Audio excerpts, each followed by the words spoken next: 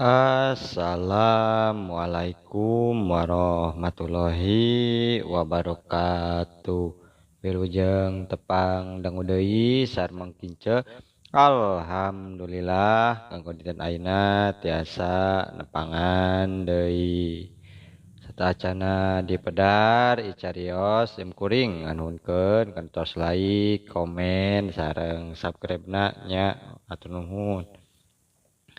Atuh di mana wae ayeuna mugia dipaparinan kasehatan sareng digampilkeun dina milari rezekina. Amin.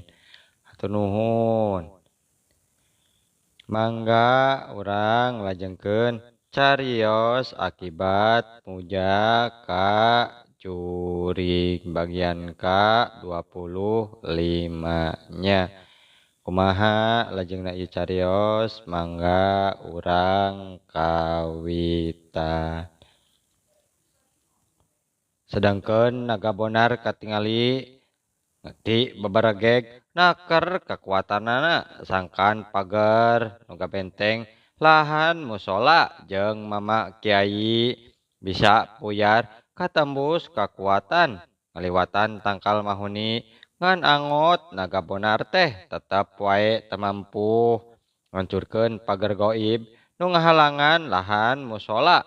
Malah kajadian nu saterusna mah bener-bener hebat sabab sinar warna bodas nu mager lahan musola jadi ngarungkup mulen tangkal mahoni. Hiat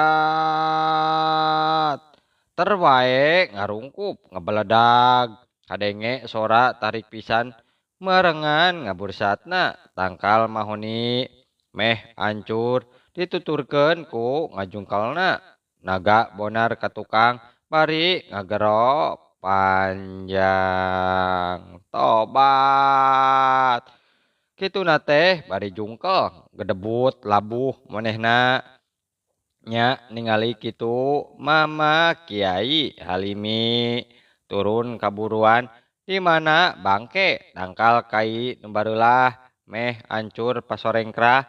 Naga bonar teh beki nafsu jeung panasaran sabab 2 kali panarajangna gagal. Malah musuh mah ngadon tenang bae sikepna nya ku kituna naga bonar ngorejat deui ngabelesat narajang ka mama kiai gajleng wae. Mama kiai teh dipapag sorbana digunakeun pikeun ngepang awak naga bonar tibelah kenca atuh tumerapna nya ngoceak wae iga burungna burakrakan tulang-tulangna pararotong. Jadi sabaraha bagian ngajadikeun naga bonar awakna dengdek ka kenca lantaran geus bogaeun deui tulang iga. Aduh goblok sia mah goblok. Awak aing nepi ka dengdek kieu yeuh. Awas yah manusia dibakes ku aing mah kabeh ge. Tapi sanajan kitu aing yeuh ngancam deuleu ka sia teh kiai cek naga bonar bisa ngancam ku caritaan sarta langsung ngabuktikeun caritaannana etahna ngelel manjangan maksudna mah rek dipake ngeurad leherna mama kiai. Tapi gajleng ngeplos wae panarajang naga bonar ngeplos ka tempat kosong. Untung teu keuna kana musola eta sabab mun seug diparengkeun keuna kana musola teh geus pasti bakal runtuh pisan. Tapi harita mah mama kiai enggal luncat ka luhur bari badana masih buburalikan ka luhur buburilikan di luhureun letahna naga bonar nu panjang jiga tambang laju ngagibegkeun badana laju ngahijikeun ngalakukeun gerakan sadar kana kaayaan nya naga bonar gancang mondokeun deui letahna tapi samemeh kabenangan ku sorban lawan karasana ngandung hawa panas.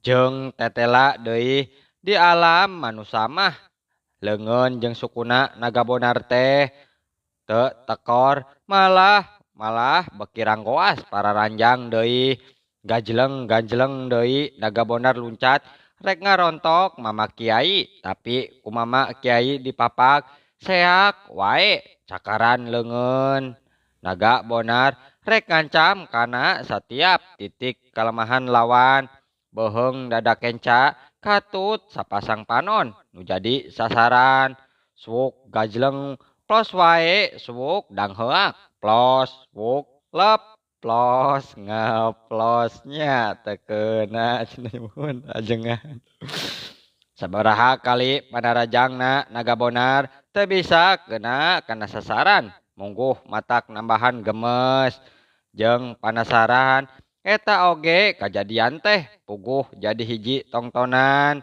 sapasang panon jalma memang nu ti tadi ngawaskeun karena kajadian eta jeleng ngagabrug naga bonar rek ngagabrug ka mama kiai tapi manehna gorentel pating gorentel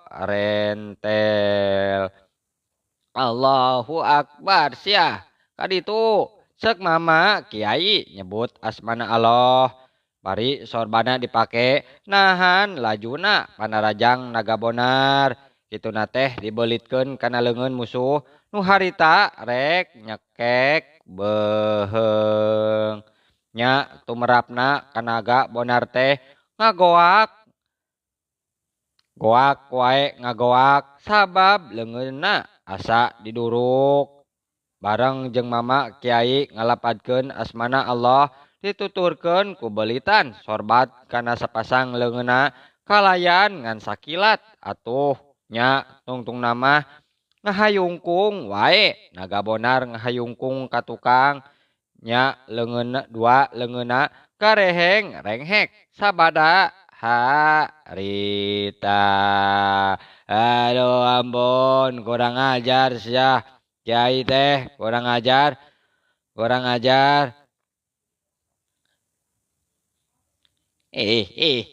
si Halimi hebat geuning andika maneh bisa ngelehkeun si naga bonar cek jelema nu ti tadi ngawaskeun geuning manehna teh tayalian timbah berod geuning aing ieu mah kudu gancang turun yang hareupan si Halimi sabab aing yakin ayeuna mah si naga bonar mah moal mampu ngungkulan lawan cek Bah Berod nyebutna oge ka mama kiai teh nganggapna ge musuh gerotna teu kudu sopan nyebut ngaran katambah aya pancen ti nyiblorong tea kudu megatan maksud mama kiai neangan budak istimewa nya nyiblorong geus apaleun kitu teh budakna Mang Maman nu dimaksud ku mama kiai cenah kudu gancang wae digagalkeun bahaya balukarna lantaran budak Mang Maman boga bakat nu ngabahayakeun pikeun dirina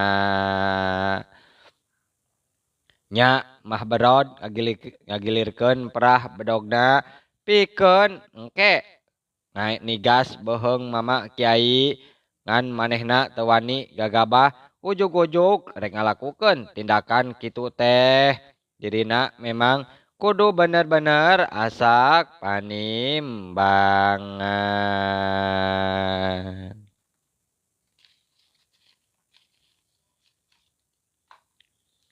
gibeg naga bonar ngagibegkeun awakna 3 kali sakedet netra wujudna teh robah deui jadi sakadang naga anu gedena meh 2 tikeleun ti catang kalapa panjangna leuwih ti 4 meter buluna karoneng kaemasan boborelakan sedengkeun panonna mah tetep bulao moncorong hurung kalayan naga bonar ngalayang kaluhur semu ngawahan tetepanana muser ka mama kiai ari sungutna mah tembong calawak gurawah jiga lawang guha letahna lelan nya ningali kitu mah atuh mama kiai tetep tenang wae henteu galider ku kaayaan anjeunna mantengkeun diri kayang widi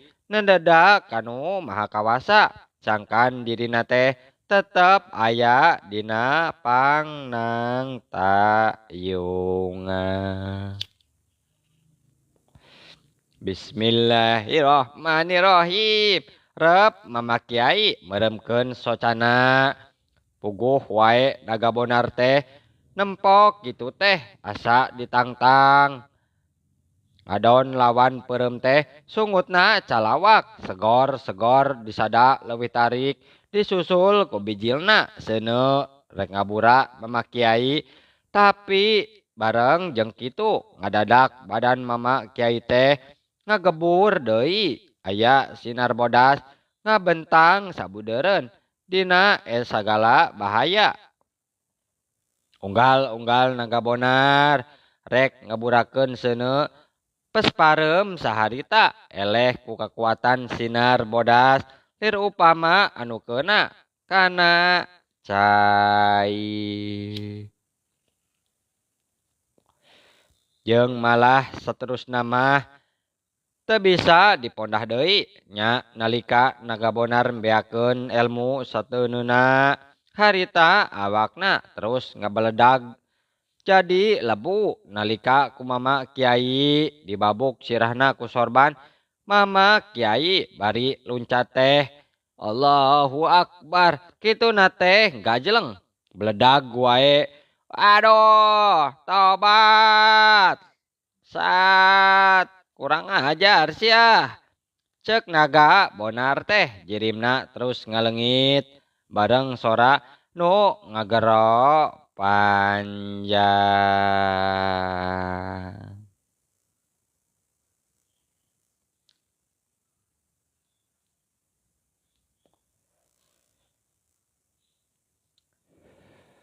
Dina kaayaan simpe teka denge deui naon-naon kekerot huntubah berod dina waktu harita sabab beki kasaksi kudirina kumaha kawehebatan mama kiai Halimi bangsa nungkulan kekuatan musuh hatena beki panasaran hayang gara-gara bisa ngajajal pangarti deui mama kiai.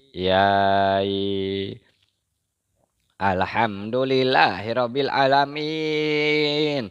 Cek mama kiai ngucap syukur antaran bisa ngelehkeun musuh naga bonar mah geus pasti bakal balik deui ka nagarana sabab eleh jajaten ku alatan ngarandapan eleh jajaten nya kapaksa wae kudu nungguan deui tapa 500 tahun lilana supaya bisa mulihkeun kaayaan awakna nu hancur sarta kakuatanana bisa pulih deui sabihara bihari deui cara sari.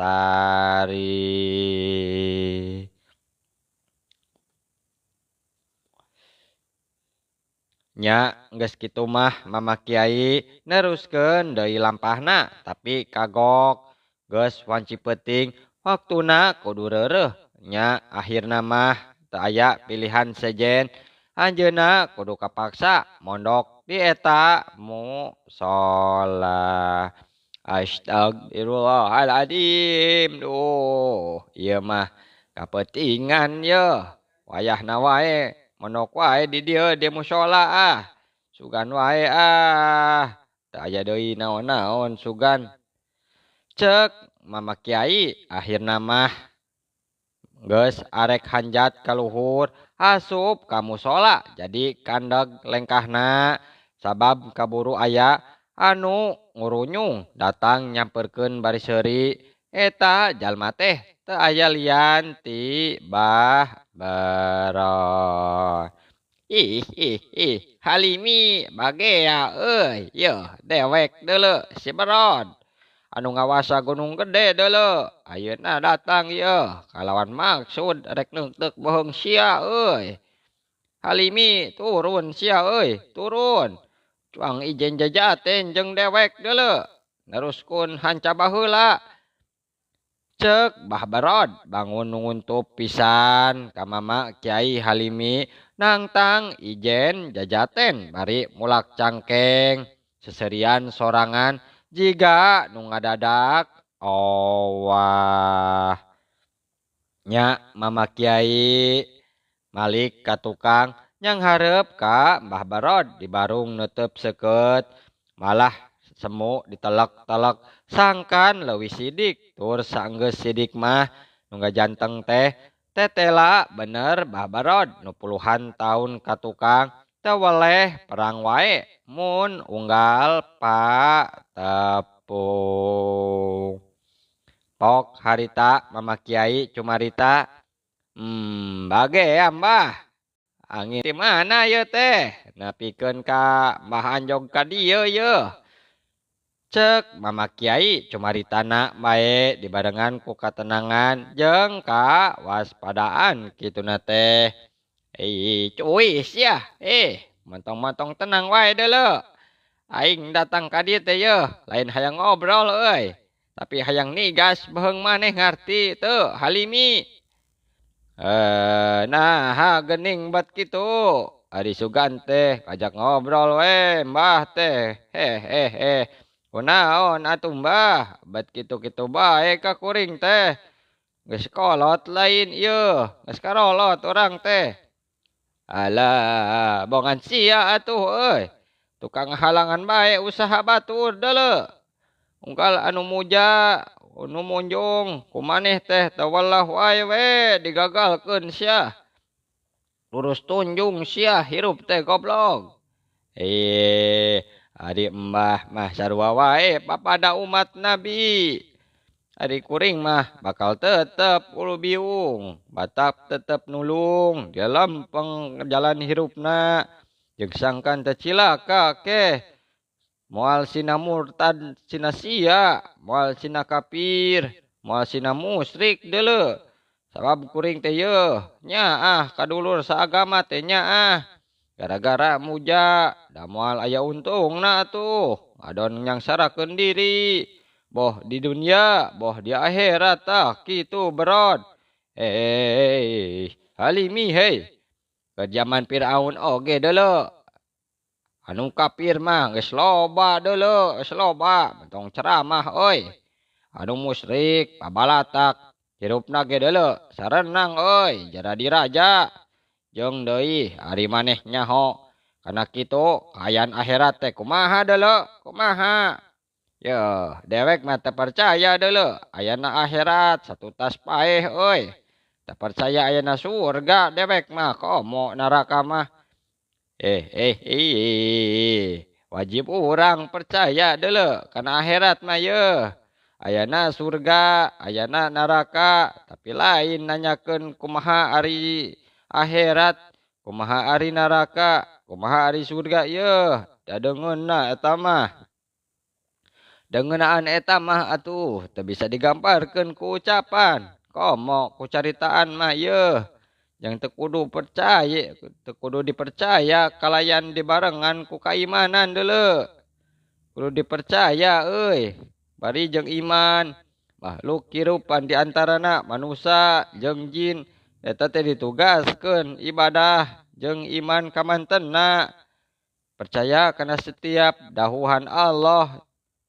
Percaya kana setiap ciptaanana pasti aya eta teh. Akhirat nyatana alam pangbalikan urang satutas ngalawan aliwatan alam barzah alias alam kubur tuh di ditu deuleu. Geus disadiakeun dua tempat dua golongan manusia jeung jin nalika mulang ka asal anu hirupna iman jeung teu murtad kalayan tuhu kana aturan ti pangeran turut tumut ka maparentahna yeuh ngajauhan kana laranganna mangka tah surga tempatna eta teh Barod tapi mun sabalikna hirup urang murubul bae ku nafsu tunggul dirarut catang dirumpak mah komo yeuh halar halam paduli teuing asal hate sugema mangka neraka tah tempatna maturan setan nu geus jadi hak tempat kanistaan tah kitu berod.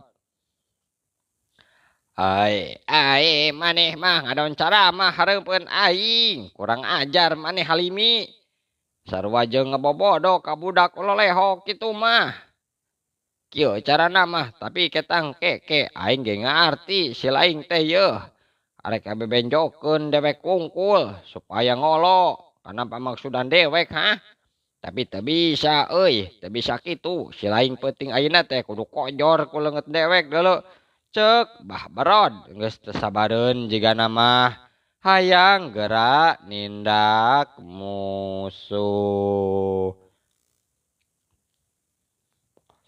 Serepet bah berod mesat bedogna nu ngagurilap seukeut mama kiai teh surti kaayaan memang geus moal bisa dihalangan deui kajaba kudu ngabela diri modar sia Halimi kituna teh bari ngagajleng nyebrut narajang ka mama Halimi dihembatkeun bedogna seseukeut bedog ngancam kana giga burung mama kiai nu harita rikat mundur ka tukang satengah lengkah antukna plos wae panarajang bah berod taya nu kena kana sasaran gagal panarajang nu munggaran teh nya mindo deui maju nyabetkeun bedogna make tenaga nu rosa bedog naratas ti luhur ka handap rek nyilang kagigir ngarah beheung jeung cangkeng lawan tapi mama kiai oge cukup atuh dina maen pok mah ditarajang samodel kitu mah teu matak jadi sawan dina mangsa nyang hareupan ka garangan musuh sareng waktosna seep cenanya ieu teh duh mohon nya insyaallah enjing anapi pageto tiasa dilajengkeun deui dina seri K20 genepnya mangking ceuk ngaturkeun wabillahi taufik wal hidayah wassalamualaikum warahmatullahi wabarakatuh. Cah